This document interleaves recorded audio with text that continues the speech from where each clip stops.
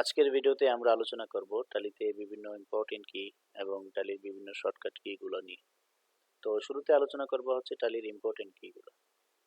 তো আমরা যারা টালিতে কাজ করি আমরা জানি যে টালিতে যে কিছু বেসিক ইম্পর্টেন্ট কি আছে সেই কিগুলো যদি আমরা না জানি তাহলে টালি সফটওয়্যার আমরা কাজ করতে পারবো না। সো সেই ইম্পর্টেন্ট কি গুলাকে নিয়ে আমরা একটা ভিডিও আজকে তৈরি করলাম। তো শুরুতে হচ্ছে আমরা ইম্পর্টেন্ট কি গুলো নিয়ে আলোচনা করি।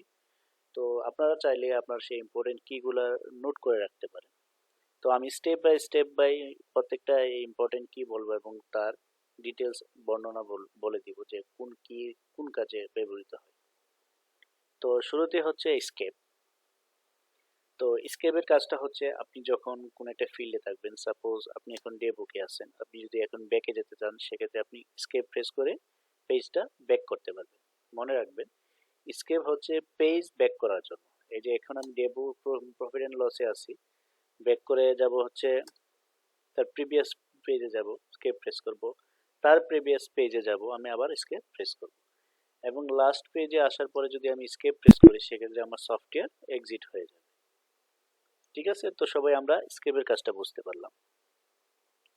তো সেকেন্ড হচ্ছে ব্যাক স্পেস। তো ব্যাক স্পেসের কাজটা আমরা একটু বলি। সাপোজ আমি একটা লেজার ক্রিয়েট করি, এবিসি নামে একটা লেজার ক্রিয়েট করলাম। এই যে দেখেন আমি একটা লেজার ক্রিয়েট করতেছি, যখন আমি এন্টার প্রেস করতেছি তখন হচ্ছে নেক্সট ফিল্ডে যাচ্ছে। যদি আমি প্রিভিয়াস ফিল্ডে ব্যাক করতে যাই সেক্ষেত্রে হচ্ছে ব্যাক স্পেস প্রেস করব। প্রত্যেকটা ফিল্ডে যখনই আমি কোনো প্রিভিয়াস ফিল্ডে যেতে যাব বা প্রিভিয়াস ফিল্ডে ব্যাক করব সেক্ষেত্রে আমি ব্যাক ফিল্ডে যাওয়ার জন্য হচ্ছে ব্যাক স্পেস প্রেস করব। তো আমরা ব্যাক স্পেসের কাজটা বুঝতে পারলাম। তো নাম্বার 3 হচ্ছে এন্টার।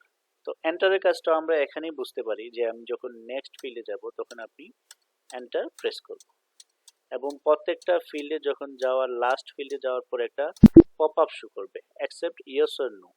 এখানে আপনি ওয়াই প্রেস করলে সে লেজারটা সেভ হয়ে যাবে, অথবা আপনি এন্টার প্রেস করলেও সে লেজার বা সেটা ভাউচার হোক সেটা ইনভয়েস হোক আপনার সেটা সেভ হয়ে যাবে। তার মানে আমরা এন্টারে আমরা সামনে আগানো বা নেক্সট ফিল্ডে বোঝাতে পারি। তো নাম্বার 4 হচ্ছে কন্ট্রোলে। তো কন্ট্রোলের কাজটা কি? আমরা যারা ওয়ার্ডে এবং এক্সেলে কাজ করছি তারা আমরা সবাই জানি আমরা ওয়ার্ড বা এক্সেলে কোনো ফাইল সেভ করতে হলে আমরা শর্টকাট কি হিসেবে কন্ট্রোল এস ব্যবহার করি। তো সেম থিং আপনি টালিতেও যখন শর্টকাট কিতে সেভ করতে যাবেন সেক্ষেত্রে আপনি কন্ট্রোল এ প্রেস করবেন। সবাই একটু মনোযোগ দিয়ে দেখবেন, অথবা আপনারা চাইলে সেটা নোট করে রাখতে পারেন। কন্ট্রোল এ দিয়ে হচ্ছে সেভ করবেন। শর্টকাটে সেভ করা কোনো ফাইল, কোনো ভাউচার, কোনো ইনভয়েস, এনিথিং যে কিছু আপনি সেভ করতে চান সেক্ষেত্রে হচ্ছে কন্ট্রোল এ দিয়ে সেভ করবেন। তো আমরা 3 নম্বর 4 নম্বর কি পর্যন্ত বললাম। তো 5 নম্বর কি হচ্ছে অ্যারো কি। তো অ্যারো কি গুলো আমরা একটু বলি। অ্যারো কি গুলো হচ্ছে কাজ হচ্ছে যখন আপনি সাপোজ আমি এখানে হচ্ছে এবিসি তে গেলাম, এক্স ওয়াই জেড।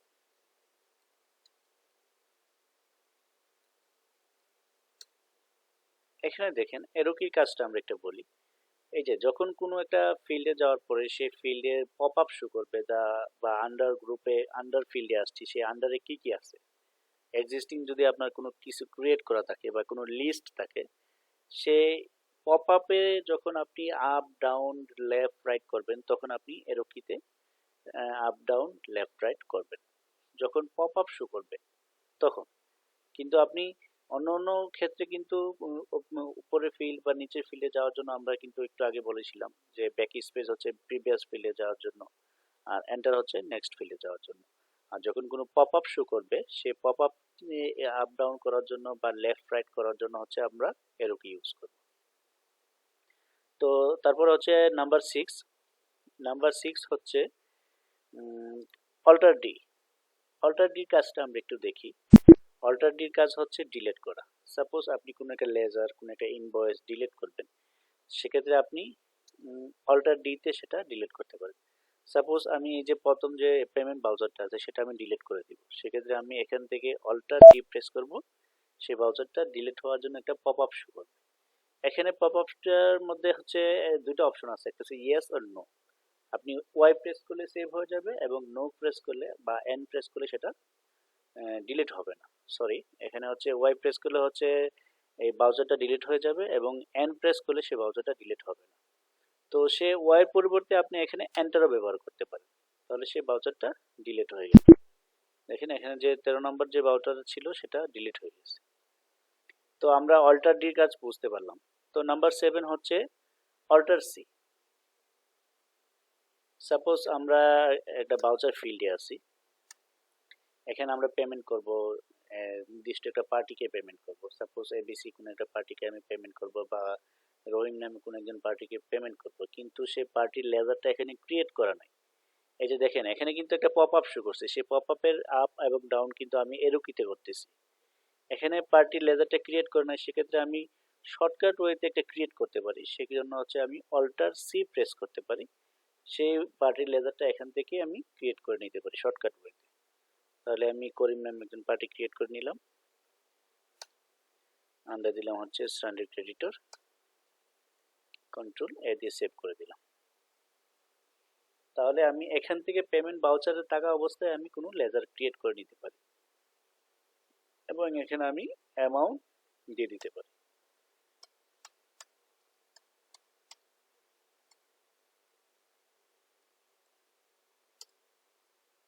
তো আমরা অল্টার ডি কাজ বুঝতে পারলাম এবং অল্টার সি কাজও বুঝতে পারলাম। তো নাম্বার 8 হচ্ছে কন্ট্রোল প্লাস এন্টার।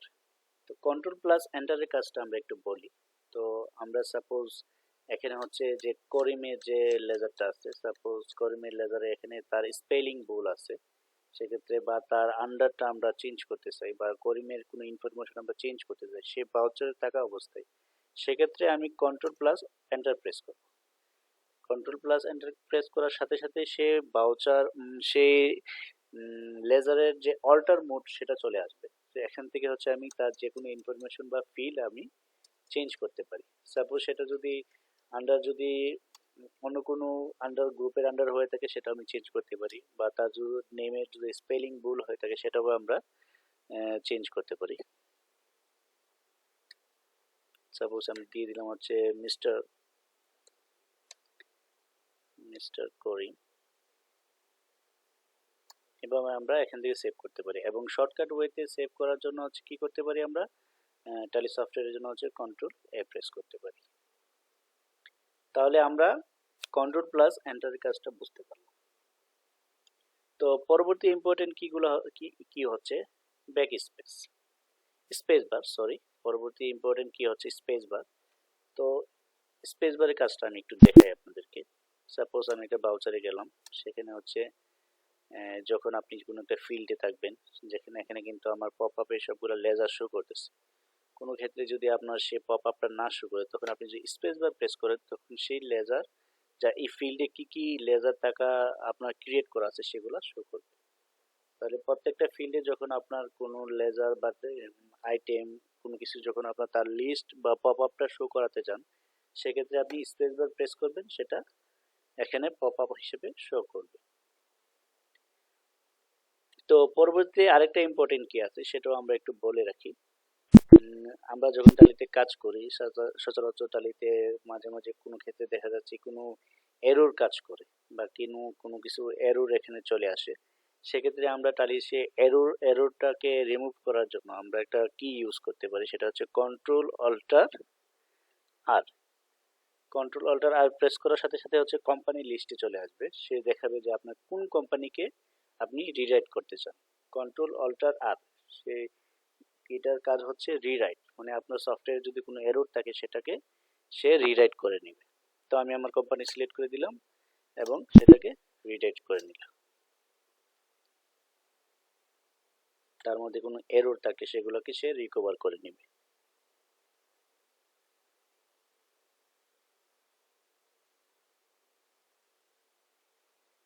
এবং আবার নতুন করে আপনার কোম্পানিতে লগ ইন করে নিতে হবে। তো আজকের মতো আমরা কোম্পানিতে টালি সফটওয়্যারে ইম্পর্টেন্ট কিগুলো নিয়ে আলোচনা করলাম, এখন হচ্ছে শর্টকাট কিগুলো নিয়ে আলোচনা করব। আমরা টালি সফটওয়্যারের প্রত্যেকটা ফিল্ডে দেখেন, প্রত্যেকটা ফিল্ডে কিন্তু একটা ওয়ার্ড কিন্তু বোল্ড করা।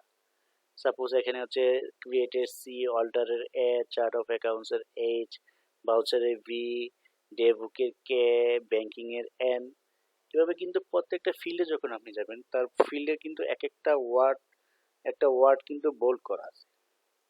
তো সে বোল্ড করা ওয়ার্ডটাকে আমরা বলতে পারি শর্টকাট কি।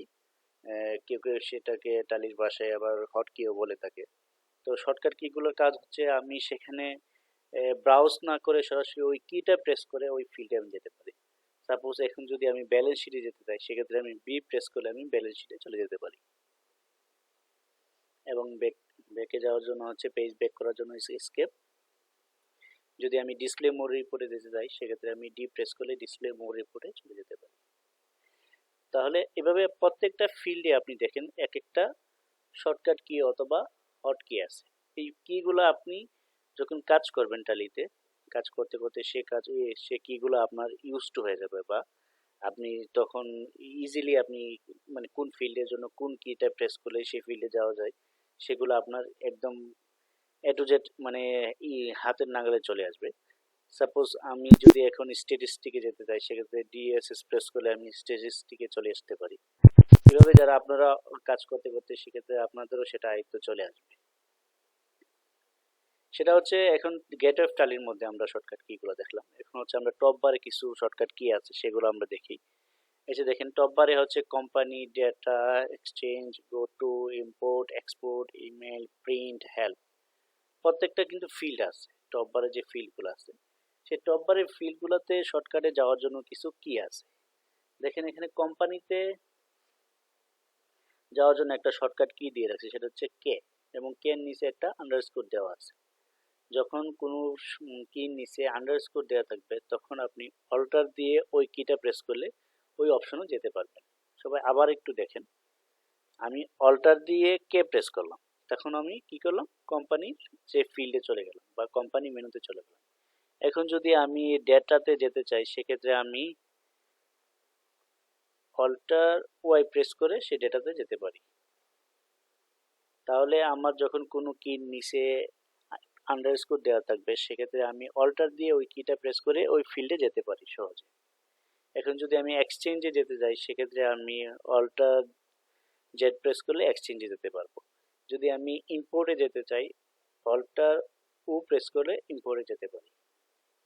এভাবে টালিতে প্রত্যেকটা ফিল্ডে যাওয়ার জন্য প্রত্যেকটা শর্টকাট কি আছে আপনারা সবাই একটু নিজেরা একটু গ্রোথ করে নেবেন এবং দেখবেন কোন কি প্রেস করলে কোন ফিল্ডে যাওয়া যায়, এবং টালিতে কোনো প্রবলেম হলে সেটা আপনারা কমেন্ট করে আমাকে জানাতে পারেন। তো আজকের ভিডিও এই পর্যন্তই। পরবর্তীতে আপনি কোন টপিকের উপরে ভিডিও দেখতে চান বা আপনার যদি কোনো নির্দিষ্ট কোনো টপিকের উপর ভিডিও দেখতে চান সেক্ষেত্রে কমেন্ট করে অবশ্যই আমাকে জানাতে পারেন। আর তাহলে নতুন নতুন ভিডিও এবং আপডেট পেতে অবশ্যই আমাদের চ্যানেলকে সাবস্ক্রাইব করুন এবং পাশে থাকা বেল আইকনটি প্রেস করুন। ধন্যবাদ সবাইকে।